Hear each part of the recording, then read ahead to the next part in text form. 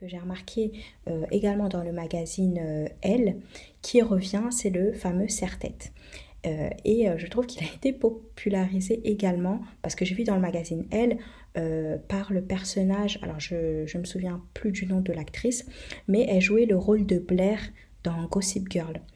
Blair, ce qu'il faut savoir, bon déjà c'est mon personnage principal, enfin c'est un des personnages principaux, mais c'est mon personnage préféré dans Gossip Girl. Elle sait vraiment comment faire, on va dire, avec les hommes. Elle est vraiment pragmatique dans l'amour. Voilà, c'est pas quelqu'un qui a été bassiné par les contes de fées, etc. Blair, elle est la fille de... Alors, je ne me souviens plus comment elle s'appelle, mais en tout cas, elle représente la famille Waldorf. Sa mère, elle travaille dans le domaine du luxe, dans Gossip Girl. Et donc, elle va être amenée plus tard à gérer, évidemment, cette société-là. Blair, elle est également sensible à tout ce qui est mode, donc c'est une personne qui s'habille vraiment très bien. C'est, en gros, sa famille, c'est vraiment old money. Il me semble que sa mère a eu l'argent par héritage. Il me semble. Je suis plus trop sûre comment sa mère, elle a eu son héritage, ou alors c'est elle qui a développé sa carrière dans le domaine de la mode et elle a eu son héritage comme ça. Donc je ne sais pas si c'est une old money ou si c'est aussi, enfin finalement c'est une new money. Mais ce que je peux dire c'est que en tout cas Blair est née avec l'héritage de sa mère. Voilà, et donc elle a un accessoire qui revient aujourd'hui à la mode, enfin elle portait ce type d'accessoire-là, et c'était les serre-têtes. Et là le serre-tête, bon je me souviens, moi quand j'étais plus jeune, quand j'étais petite, les serre-têtes c'était à la mode. Bon j'en portais de temps en temps vraiment, mais ensuite on n'en a plus jamais entendu parler. Ou en tout cas moi les premières fois que j'ai vu c'était dans Gossip Girl, et encore Gossip Girl. J'ai regardé Gossip Girl qu'il y a quelques temps, alors qu'à l'époque, quand on parlait de Gossip Girl et quand c'était sorti, moi je regardais pas Gossip Girl. J'en avais entendu parler, mais j'avais jamais eu l'occasion de regarder. Donc ce serre-tête là, je trouve qu'il est vraiment élégant, je trouve que ça fait également, bon, vous avez l'aspect un peu petite fille, mais selon l'accoutrement que vous allez porter, ça peut être vraiment sexy. Je vais vous montrer une image d'une femme que j'ai vue, alors je crois que c'est dans le magazine Elle que j'ai vu, où elle porte un costume noir et avec un col vraiment blanc, et elle porte un serre-tête noir avec voilà, ses cheveux peignés en arrière, tout lisse, et j'ai trouvé ça vraiment élégant. Voilà, dans ce moment-là ça fait pas petite fille. Après ça va que moi personnellement je ne fais pas mon âge, j'ai 34 ans, et je sais que si je porte un serre-tête ça va faire encore pire, parce que déjà je fais pas mon âge, donc je fais à peu près entre 25 et 27 ans. Et encore, bon, je trouve que je peux facilement faire 24 ans. Et donc, en portant le serre-tête, j'ai peur de faire vraiment encore plus gamine. Pour celles qui font leur âge de manière générale, vous pouvez porter des serre-têtes. Voilà, du moment que c'est bien accordé aux vêtements que vous portez, ça ne peut faire qu'élégant. Je sais que par exemple, il y a la mannequin Gabrielle Conésil, si je dis pas de bêtises, elle s'appelle comme ça. Elle a une chaîne YouTube également. Je l'aime vraiment bien. Elle est mariée à un mannequin également italien. Elle est française, hein, elle est du sud. Et elle a appris également à parler italien, grâce notamment à son mari. Et elle a un enfant, et il me semble que là elle est enceinte de son deuxième enfant, si je dis pas de bêtises. Mais en tout cas voilà, c'est une personne que j'aime bien sa personnalité, elle est vraiment élégante. J'ai vu plusieurs photos Instagram ou même des vidéos, et je sais qu'en ce moment elle porte également ce type de serre-tête, et ça lui va très bien d'ailleurs. Donc n'hésitez pas à vous démarquer également avec ces serre-têtes là. Ensuite, quatrièmement, il y a les chapeaux et tout ce qui est béret. Donc, vous savez que le béret, c'est l'accessoire par excellence des Parisiennes.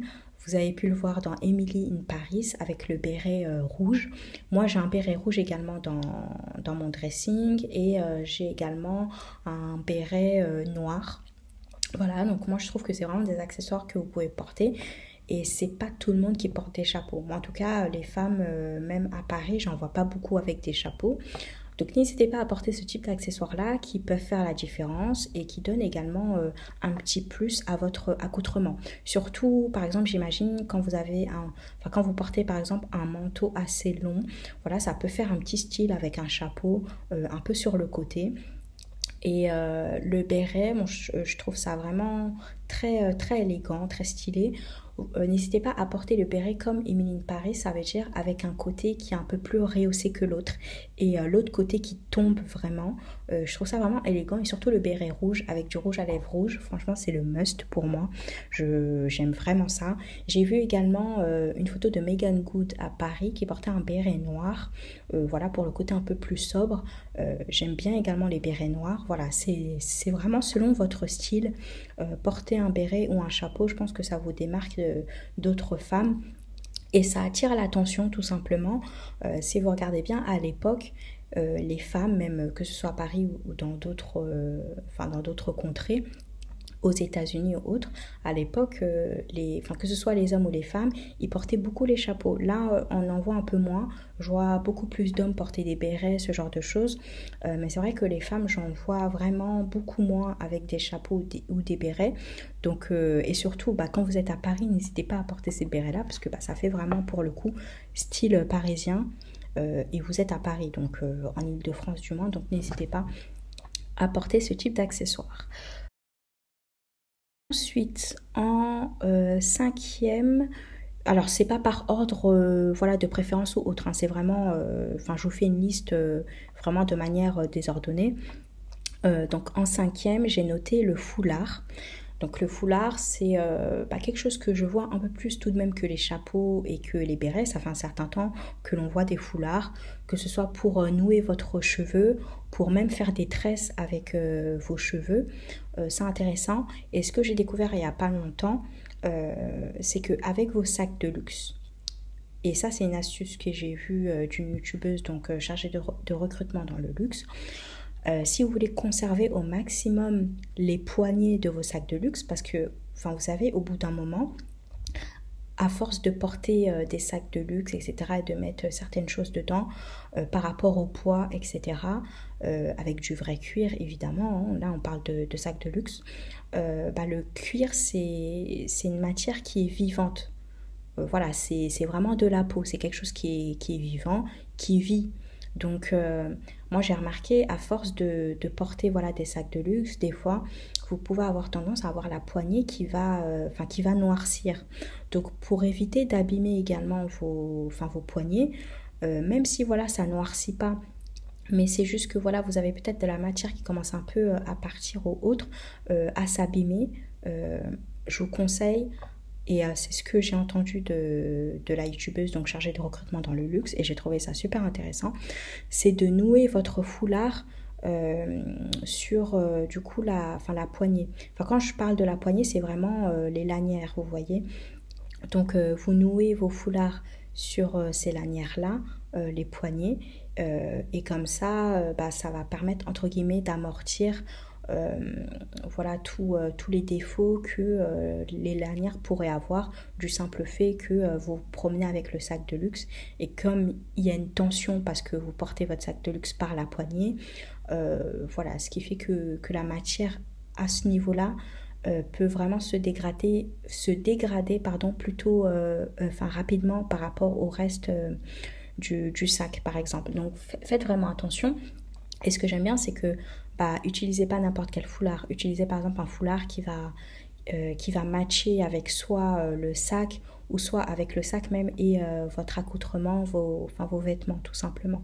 Mais c'est, non seulement je trouve ça élégant en fonction du foulard que vous allez acheter, et le fait qu'il va matcher avec le sac, je trouve que ça apporte un petit plus au sac aussi. Vous n'êtes pas obligé de faire ça uniquement sur les sacs de luxe, hein. Vous pouvez également faire ça sur un sac qui est beau, lambda, pas forcément de luxe, mais vous pouvez également nouer votre foulard sur les lanières et créer un petit style. Donc ça, c'est vraiment bien également. Donc, quand je parle de lanière, je parle de la sangle du sac, hein. Et évidemment, la fameuse ceinture que vous voyez, je pense souvent, elle n'est plus à présenter. Voilà, donc la ceinture, surtout, ne vous cantonnez pas uniquement si vous voulez vraiment voilà, être tendance. N'hésitez pas à mettre la ceinture autre part que sur le fameux pantalon. Vous pouvez également, et ça je l'ai beaucoup vu par exemple dans la série VIP, j'ai trouvé ça vraiment intéressant, où que ce soit Lee ou que ce soit les autres personnages, vous pouvez mettre votre ceinture sur la veste, même s'il y a des boutons. C'est pas parce qu'il y a déjà des boutons sur la veste que vous pouvez vous dire ah bah il y a déjà des boutons donc je vois pas l'intérêt de mettre une ceinture. Bah si, parce que ça peut également aider à, entre guillemets, marquer votre taille. Surtout si vous avez la taille fine, je trouve ça intéressant de pouvoir encore accentuer la taille et mettre une ceinture sur votre veste, même s'il y a des boutons et même si évidemment vous avez fermé les boutons. Je trouve que c'est vraiment quelque chose d'élégant, ça fait un petit plus et justement vous avez l'habitude de voir dehors des femmes qui sont souvent en blazer, etc. Donc je pense que vous pouvez vraiment vous démarquer en plus en accentuant on va dire, votre goût pour la mode, etc. Vous pouvez mettre une ceinture en plus sur vos vestes ou sur vos blazers. Évidemment, choisissez bien la ceinture. Prenez vraiment des ceintures de bonne qualité. Voilà, pas de ceinture à 2 euros, etc.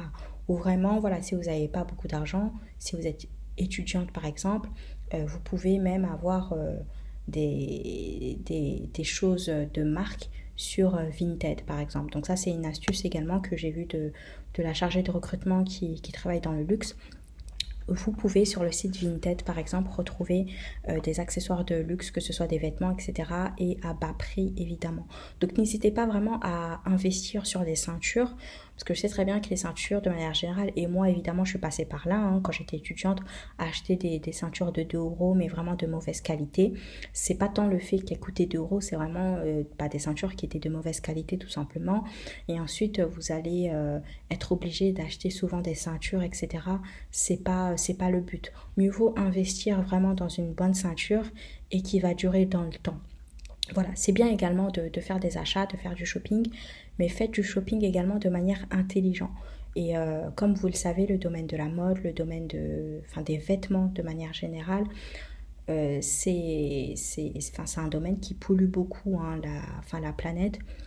Donc faites attention également, vous pouvez même avoir dans des boutiques par exemple de seconde main des bonnes ceintures avec des prix abordables qui sont de bonne qualité. Donc accessoirisez vos vestes avec des ceintures. Après au niveau de la couleur, à vous de choisir. Mais bon, de manière générale, vous savez très bien que on a au moins une ceinture noire dans sa garde-robe. Donc ça peut être vraiment intéressant. N'hésitez pas non plus à prendre des ceintures blanches. Bon, moi, j'ai jamais vu trop de femmes porter de ceinture blanche. Moi-même, j'ai pas de ceinture blanche. Mais c'est un des achats que j'aimerais bien faire parce que justement je vois pas beaucoup de personnes avec des ceintures blanches et je pense que ça peut être vraiment élégant quand vous portez un blazer blanc par exemple. Un blazer blanc, voilà, vous pouvez mettre une ceinture blanche avec, vous savez, la partie en métal qui sera dorée. Là ça peut être vraiment... ça peut rappeler le côté luxueux, donc ça peut être intéressant. N'hésitez pas également, alors le 7e accessoire que je vais vous présenter, c'est également le collant. Alors le collant, vraiment, achetez-le de bonne qualité, parce que je sais que les collants, ils s'effilent vraiment rapidement. Moi-même, voilà, j'en avais marre à un certain moment. Acheter mes collants et en racheter à chaque fois. Voilà, vraiment, prenez le temps de vraiment faire votre achat et je vous conseille de faire votre achat sur place, pas sur internet lorsque ça concerne les collants. Parce que franchement, même au niveau des tailles, moi je m'y perds assez facilement. Et vous avez des vendeuses qui peuvent vous conseiller. Au niveau des collants, par exemple, qui sont assez gainants. Voilà, et moi ce que je vous dirais, et la tendance que j'ai vue actuellement par exemple dans le magazine Elle, c'est les collants rouges. Alors je trouve ça vraiment élégant et pourtant moi je suis vraiment une personne classique qui va acheter que des collants noirs. que ce soit opaque ou pas du tout opaque, mais de manière générale, moi c'est les collants noirs ou c'est rien quoi. Mais n'hésitez pas enfin là par exemple pour les collants rouges, moi je trouve ça vraiment intéressant parce que la tendance en ce moment c'est tout ce qui est couleur rouge ou burgundy. Donc vous pouvez très bien porter votre collant rouge avec une robe pull noire par exemple et des talons rouges également ou alors un accessoire soit les collants rouges et pour faire un rappel vous pouvez prendre un sac rouge ou burgundy tout simplement et mettre des talons noirs voilà pour faire un rappel. Mais j'ai trouvé ça vraiment très élégant pour le coup. Moi qui ne suis pas du tout couleur au niveau des collants. Donc voilà, si vous avez la possibilité, vous pouvez également regarder sur internet des images, que ce soit de mannequins ou autres, pour vous inspirer et savoir comment vous pouviez par exemple créer un accoutrement entier avec un collant rouge. Il y a la youtubeuse, alors il me semble que c'est Glory Hawkins qui avait fait un défilé parce qu'elle est mannequin en Turquie et elle a fait un défilé justement où elle avait un collant rouge, je vous mettrai l'image. J'ai trouvé ça vraiment magnifique et d'autant plus parce qu'elle portait une robe assez rosée, rouge un peu avec des petits rappels et la tendance c'était également du blush, vraiment du blush voyant où on avait mis exprès du blush de manière un peu plus visible pour matcher avec l'ensemble de l'accoutrement. Et j'ai trouvé ça vraiment beau. Donc n'hésitez pas au niveau des collants également à par exemple acheter ces fameux collants rouges que vous pouvez vraiment retrouver partout dans le commerce. Ça peut faire la différence avec justement des femmes qui abordent le fameux collant noir qui est un classique, hein, ça c'est évidemment il faut que vous ayez un collant noir dans votre dressing, mais vous pouvez également avoir ce côté-là un peu plus original et porter ce collant rouge qui est, je pense, qui peut vraiment faire élégant. Ça dépend avec quoi vous habillez tout simplement.